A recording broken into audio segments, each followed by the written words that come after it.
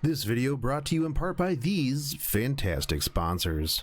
Hey guys, what is up and welcome to the channel. I am the Shotgun Shogun and we are going to be talking about Epic 7 patch notes because it's Wednesday, my dudes. So let's get into this. There's a lot of stuff. I went over some of the things yesterday, and if you wanted to check that out for some reason, I'll link that as well in the bottom here. But let's talk about update content part 1. That's right, new hero Vivian. And as much as I dislike this outfit that she has because of the weird offset thing, and anyways, let's take a look at what she does here.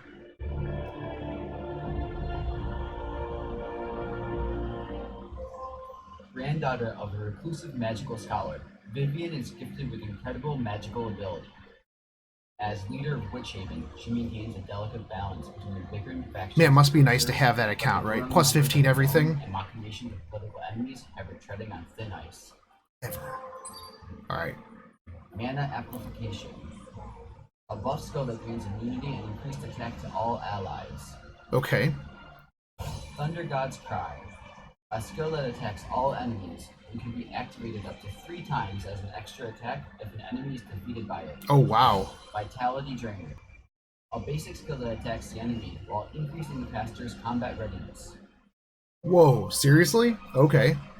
Vivian is an Earth Elemental Mage who is capable of not only providing buffs to her allies, but also boasts a powerful AoE attack. With Mana Amplification, she can grant increased attack and immunity to all allies, assisting them both offensively and defensively. Well, yeah, that's kind of what we're talking about. Vivian's high speed to use this skill at the beginning of the battle will grant great stability to your team. Thunder God's Cry inflicts damage to all enemies and can be activated. Think about using that with if an enemy is eliminated by the Necro and Udine. Since she's a mage, she can use that Dizzy artifact. She can also be your tag heals carrier. So, okay, so there you go. That wasn't too bad. These skills look pretty good here. So let's talk about Vitality Drain. Smashes the enemy with a rock, increasing the caster's combat readiness by 10%.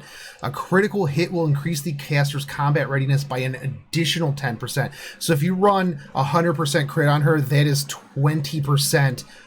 25% if you at least go to +4, because it, like, realistically S1s it's really meh, but like 25% on a crit is pretty ridiculous, especially if you build her like really fast.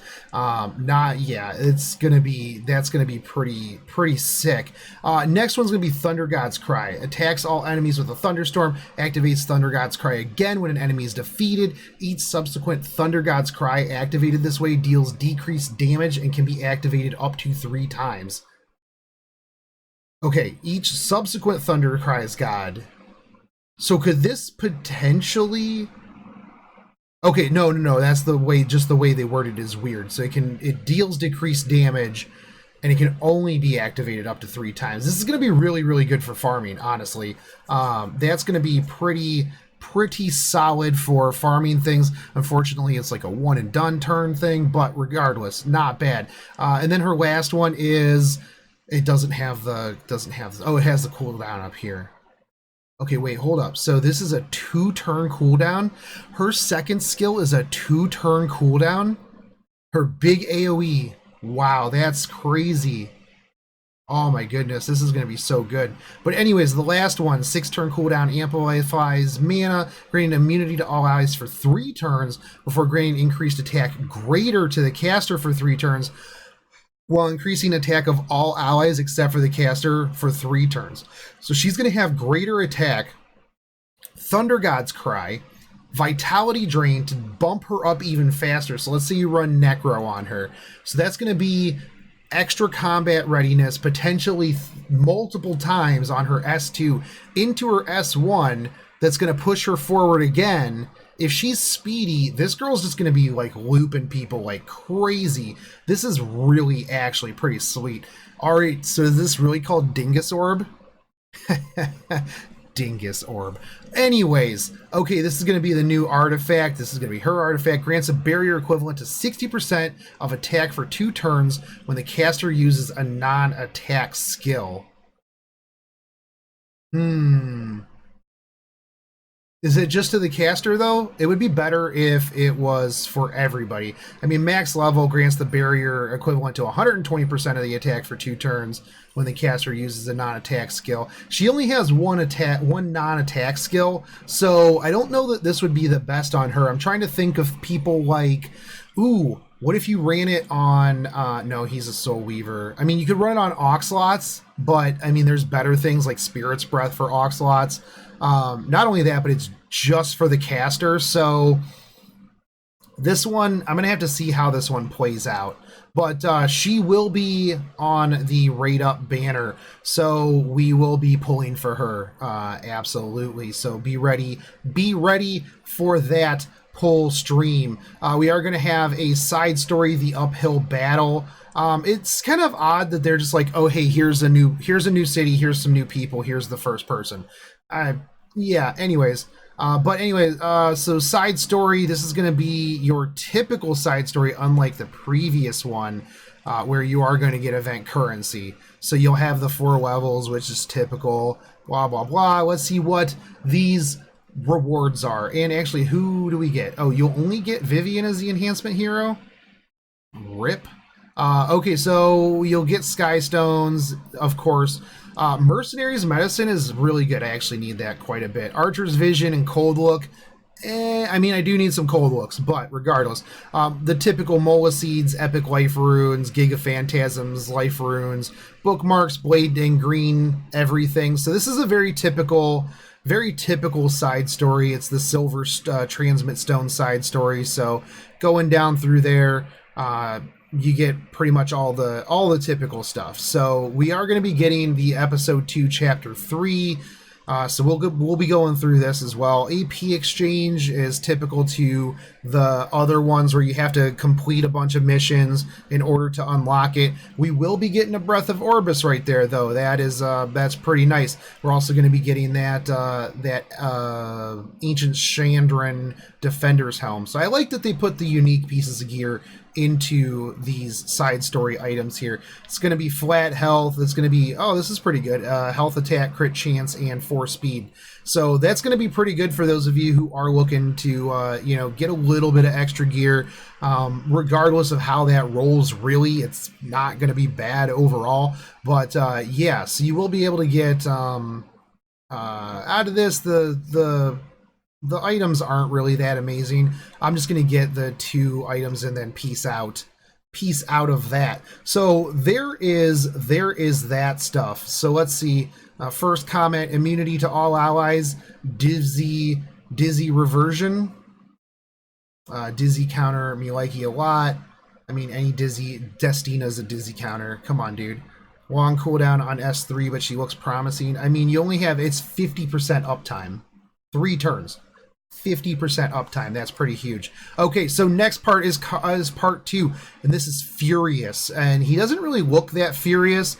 He kind of does it like if he came up and he was like, "My name's Furious," I'd be like, "Yeah, bro, miss me with that. 4-star Ice Ranger," and this is pretty interesting because we haven't gotten too many regular 4-stars for a while, so this is pretty good right here. So taking a look at his stuff.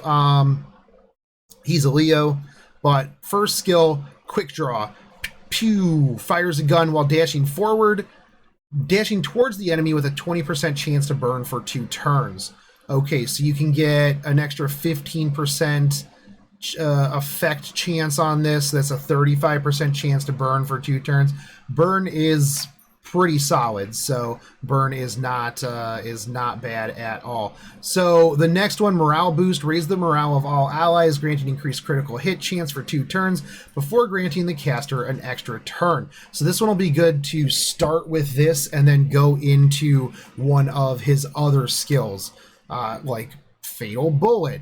So Fatal Bullet is going to be a 4-turn cooldown. Attacks with a Fatal Bullet shot with an 80% chance to decrease defense for 2 turns. You can get this up to a 100% chance, and you can bring it down to a 3-turn cooldown. Meaning that if you do use Morale Boost, which can also be 3 turns, you can sync those 2 things together. Boom, heavy duty damage. and breaking that defense as well. So that's not bad at all. His animations are pretty cool. I like this big crossbow that he has. Crossbows are pretty tight. Got that aesthetic I'm down for. So he's going to be a connection hero. Eliminate 300 nulls, not bad. Clear 310, not bad. Gift 500 Brave Crests. That kind of sucks because, you know, I use those for stuff all the time. Furious. Like, what are you doing? You know, what about the people who don't have guilds? Think about that. But you also got 400 adventure points. That's not bad at all either. So, Hall of Trials, this is the huge thing that I am super, super pumped for. We went over it a little bit yesterday, but it is, let's see, Book of Retribution. Book of Retribution is a ticket required to enter the Hall of Trials. 3 Book of Retributions will be distributed every week on Monday at the server reset time. Players will be able to purchase Book of Retributions from the shop using Sky Stones.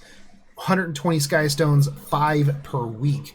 So, how to enter, hop in here. What do we got? Players able to see the advantages, disadvantages of the boss, form a team that will cause the most damage. Okay. Currently, that is required to enter the... Currency that is required to enter will be deducted at the end of the battle. Players will not be able to use guardians or supporters in their team. Typical in the Hall of Trials, players will not be able to use soul burns. Player will not be able to use soul burn skills as a soul gauge will not fill. I wonder if tag heals will get around this. That's interesting because there's a lot of characters that rely on that soul burn in order to do damage. Interesting. Practice battle. If you select the practice battle when entering, know that no bookmarks of retribution will be consumed and no rewards will be received. Use practice battles to come up with the best team. Boom. Battle. The number of points and rank will increase according to the amount of damage dealt to the boss. The Hall of Trials consists of 3 battle phases and 2 weakened phases. You can obtain additional points when you defeat the boss. Okay. Berserk. The boss will be in a state of Berserk when the Berserk gauge is full. When the boss is in a state of Berserk, their stats will greatly increase and they will become even more powerful. Defeat the boss before he goes Berserk. Okay. Weaken. When the boss's health reaches 0, they will become paralyzed and receive increased damage. If the boss's gauge fills up when they are weakened, they will be released of their paralysis state and become even stronger. Once the boss is out of the weakened state, all effects applied to the boss will be dispelled and their health and combat readiness gauges will be restored to 100%. So one of the things you're going to want to kind of do here is have all of your like S3s, all your power moves, all your buffs ready to go, because as soon as they hit weaken, you're going to be doing increased damage. So you're going to want to get a defense breakup. You're going to want to hit greater attack on whoever it is that you're going to be using. And you're going to want to go just absolute ham on this dude during this time. So let's see. Results. The battle ends when all allies are defeated or when the boss is defeated. Players will obtain the currency, Wisdom's Gaze, according to the result grade. So, okay, so it's not geared towards, or it's not against like other players. So if you get triple S, boom, you get 25 and all the way down. So even if you do nothing, you still get 16. So that's not terrible. Yeah, that's not bad at all, realistically. That makes it accessible for pretty much anybody of any ranking and power-wise.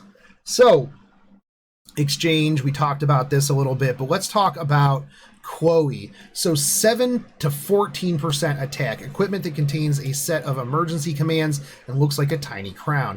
This will magic bolt. Well, actually, let me go up here real quick. So players can obtain exclusive equipment from Hall of Trials. Using Wisdom's Gaze, players can purchase exclusive equipment. We plan to add more exclusive equipment. Stats and skill effects will be randomly applied when this equipment is purchased. Okay, so this isn't guaranteed to give you the skill that you want.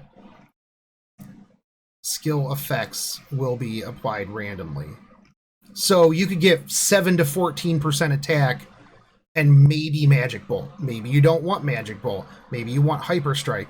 Unfortunately, it looks like you're going to end up having to buy these over and over again. It looks like, though, that they are only 40 points. So you can just kind of RNG your way through this to get what you want, which is not bad. And then I would just, yeah, so that's not terrible. If they're only 40 points, like, and you get a handful of these a week and you can buy 5, that, how many did you get a week? Let's see. What did it say up here? You're going to get 3 a week, so that's potentially 75. You can buy 5 more. So, like, every week you can get a handful of rolls on these. So that's not bad. Let's take a look at Chloe. 7 to 14% attack. Magic Bolt 50% to grant the caster an extra turn when using Magic Bolt. That's pretty solid. Dispels all buffs from the enemies when using Magic Bolt. This effect applies before inflicting Magic Nail. I wonder if this goes through, if this has the potential to get rid of invulnerability. Because that would be that'd be interesting to see. Hyper Strike decreases the enemy's defense for 2 turns when using Hyper Strike. All right, not bad, not bad. This could definitely help her out. Now let's talk about Rose. This can increase your speed of 5 to 10 times. This one's going to be kind of huge because Rose is already pretty speedy. You can build her really speedy. This gives her an extra up to 10 speed on top of everything else that you can potentially have. So Mysterious, yeah, okay. Anyways, Sequential Cutter activates all effects regardless of health when using Sequential Cutter. Okay. Applies the same effect to the caster when using Shield of Light. Decreased skill cooldown of Goddess of Victory by 1 turn. So this could realistically, like, I don't know the math. I'd have to go take a look at it to see just how far up this would put her in terms of potential speed if, you know, everything is even to the other CR pushers. So that's pretty interesting. Destina, this is the one that I'm super interested in. So effect resist 8 to 16%. 16% effect resist just on an extra piece is really huge, and you just build her, you know, semi-tanky counterattack set with huge effect resist. Good luck doing anything to her. But Key of Oath dispels 1 debuff from the ally with the lowest health when using Key of Oath. This is pretty good because you're going to be doing counterattacks if you're running Counter Destina. The one problem that I have with this is, what if the debuff's not on your lowest person? What if you got debuffs on literally everybody else? Kind of meh. But definitely really nice. Regen increases the combat readiness by 20% when using Regen. And Destina's Grace. This one is... This one's probably like my most interested one here, and this decreases the skill cooldown of Destina's Grace by 1 turn. That's huge, because that's a huge debuff, heal, everything. If you make her, like, you know, give her a little bit of speed, increase that cooldown, she's just going to be like, oh, what debuffs? Oh, what debuffs? Oh, get out of here, fam. So that's going to be really big, and that's the one that I'm going to be going for. I'm going to try to roll for a 16% with Destina's Grace on that one. Wanderer's Silk. Now, this is another one that's going to have speed on it, so another one that's interesting in that maybe this one will, you know, maybe see her play a little bit more because of that extra speed. But Automatic Fire grants the caster an extra turn regardless of whether the enemy is debuffed when using Automatic Fire. That's pretty cool. Definitely extra turns are always phenomenal. Shock Arrow dispels 1 buff from the enemy when using Shock Arrow. This effect is applied before inflicting silence. Getting rid of buffs seems to be like their big thing here recently, because, you know, everybody just stacks mad buffs and immunity and stuff like that. And then the next one for Shock Arrow increases the speed of all allies for 2 turns when using Shock Arrow. So that's going to be pretty interesting to see how people are going to be rolling these, how they're going to turn out, and how people are going to use these on characters to, like, shift metas or anything along those lines. I personally think that the Destina one is the best one, and that's what I'm going to be going for, mostly because I don't really have the other characters invested in like I do Destina. So yeah, easy clap for me. So reputation, training grounds reputations will be replaced with Hall of Trials reputations. Previously obtained rewards and achievements will be maintained, however. So Rose Apostle training, all of this stuff is going to be achievement grade A in Hall of Trials. So I wonder if you're going to, if it's not going to carry over, or if it is going to be carried over And then you can get the new achievements as well. So you have like legacy achievements, so that if people start later on, you can super flex on them and be like, oh, you don't have not bad at all.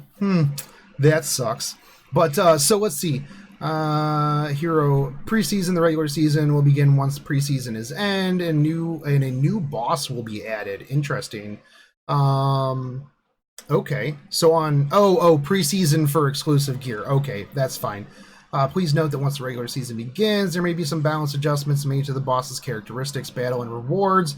We've made plans so that once preseason ends, player may craft exclusive equipment in the Alchemist Steeple that has a skill that they desire. Now, that's pretty cool. Like, if you can just specifically craft that one with the skill you want, and then the RNG is just what the main stat is. So that's gonna be definitely interesting here. Okay, so that just shows where it is, like this little thing back here. And then this just goes through how it is. So I guess if you had 3 of them, you could potentially choose from which one you want. I don't know how it would. Maybe it'll tell me. Let's see, unequip. Okay. No, it doesn't. Like, would you just have, you probably would just have a whole bunch over here in the side. So, okay. Buff and debuff textura. Yeah, I'm not going through all of those right there. Let's see, do we have any, this is bug fixes, attacks with a sword.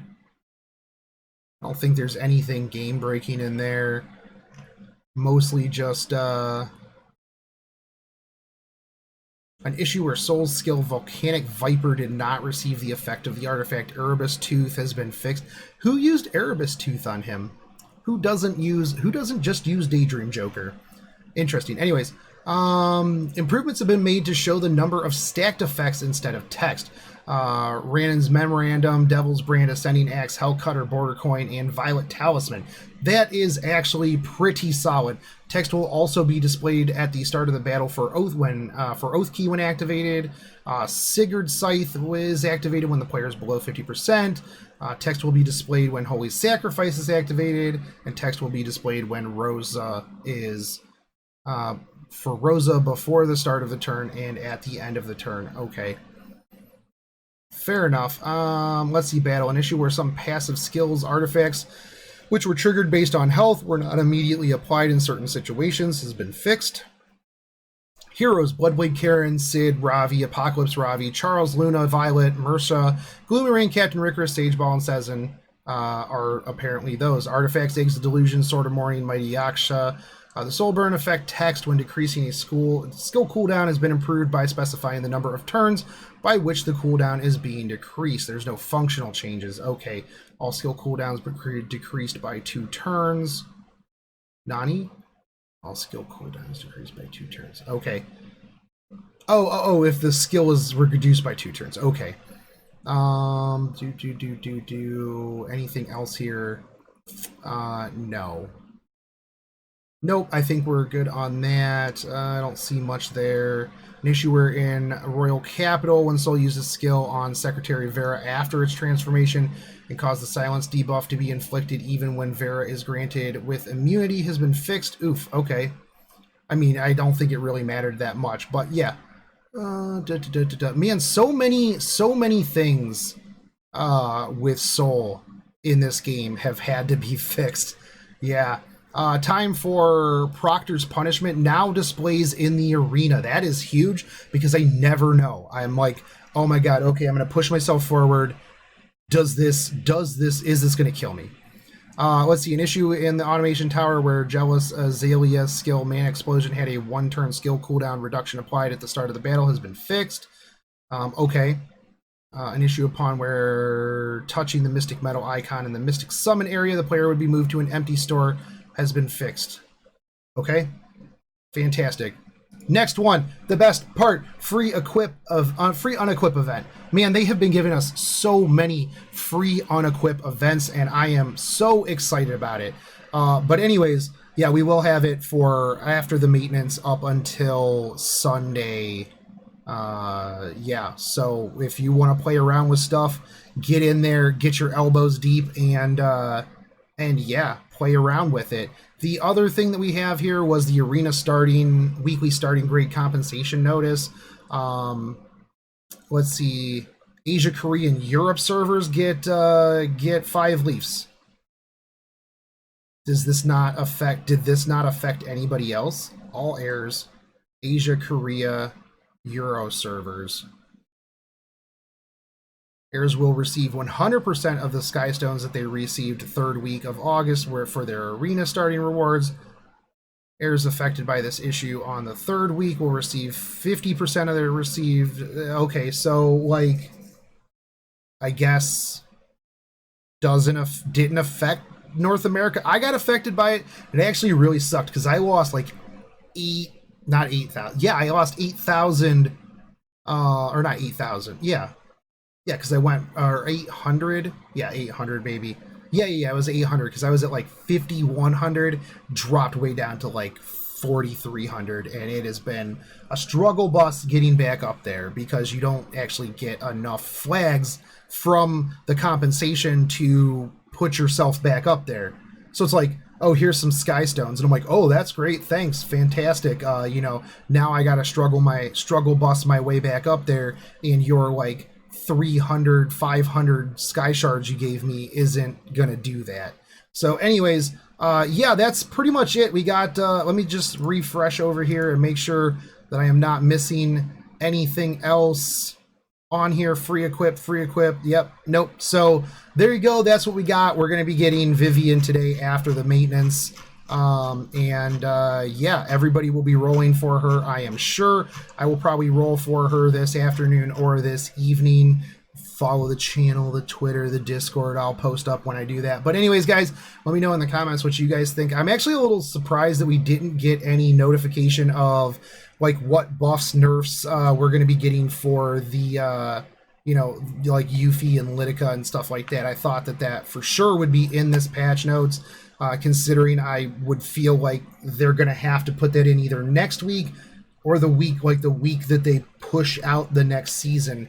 You would think that they would put that out the week before so people would have time to kind of play around with the buffs and nerfs to figure out what they're doing in season 3. But anyways, guys, let me know down in the comments what you guys think about this. Are you going to be rolling for Vivian even with her weird outfit that I think she needs to go and get a refund on? But anyways, I'll catch you guys later. Have a good Wednesday, my dudes. Peace.